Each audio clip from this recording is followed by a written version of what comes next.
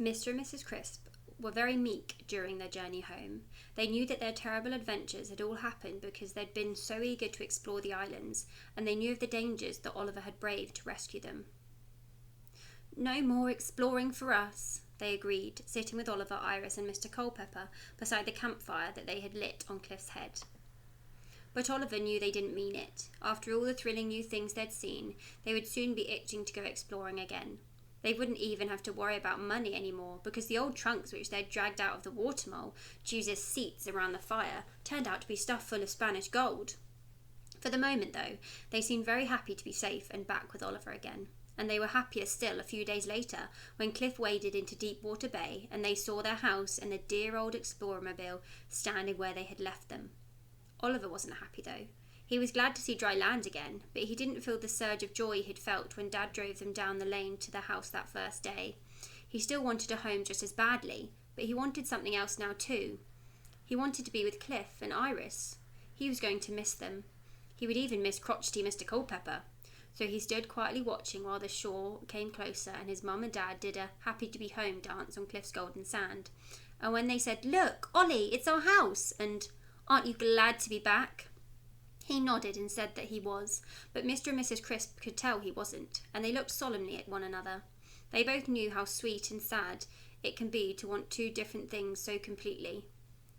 "Don't worry," said Mr. Crisp, putting an arm round Oliver's shoulders. "We'll find a way." Mrs. Crisp knelt down and tapped politely on Cliff's forehead. "We were wondering," she said, "if you've nowhere else to go, perhaps you'd like to stay here in Deepwater Bay. It looks so much nicer with an island in it." So Cliff found a comfortable spot for himself just offshore, and that night the Crisp family slept in actual beds inside a proper house for the first time in years. Iris made a bed for herself in the bath. Early the next morning, Oliver took a dinghy up the coast to Farsight Cove with Iris swimming alongside. The beach optician was his usual spot on the sand, and he looked very startled when Iris came out of the sea. He had never really believed in mermaids either, and his beach optician stall was just an excuse to get away from his noisy family and spend a few hours each day sitting quietly by the sea. But he hid his surprise as best as he could and tested Iris's eyes and presented her with a very fetching pair of spectacles.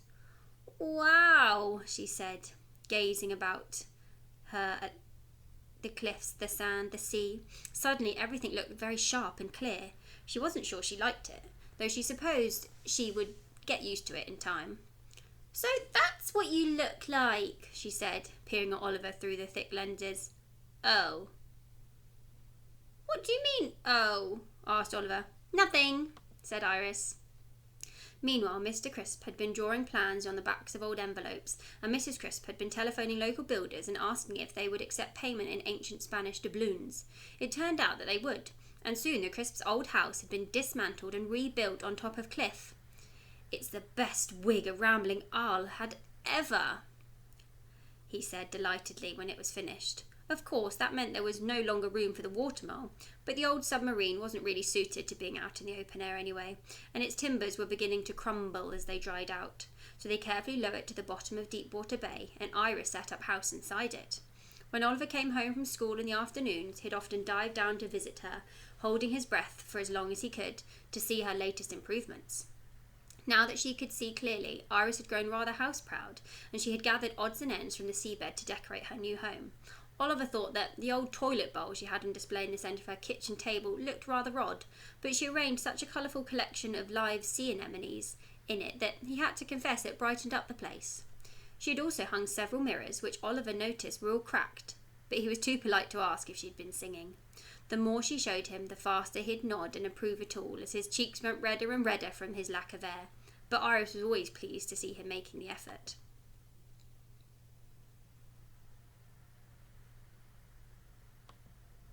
Even Mr. Culpepper stayed. He complained that the island was getting very built up, and he enjoyed telling other visiting birds that he could remember when it was all just rocks and grass, but he built himself a large raggedy nest on the roof just above Oliver's bedroom, and enjoyed waking Oliver up each morning by leaning down and shouting, "Time for school!"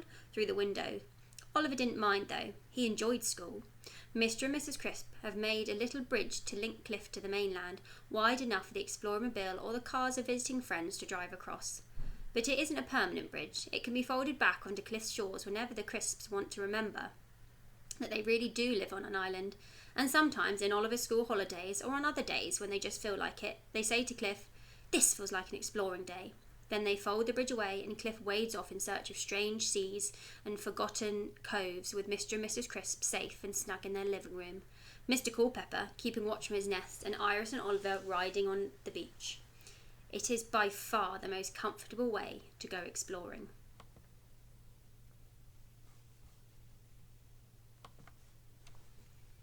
So now we've come to the end of the book, Chestnuts, and I really hope you've enjoyed listening to it as much as I've enjoyed reading it. I think it's an amazing book and I love the adventures within it.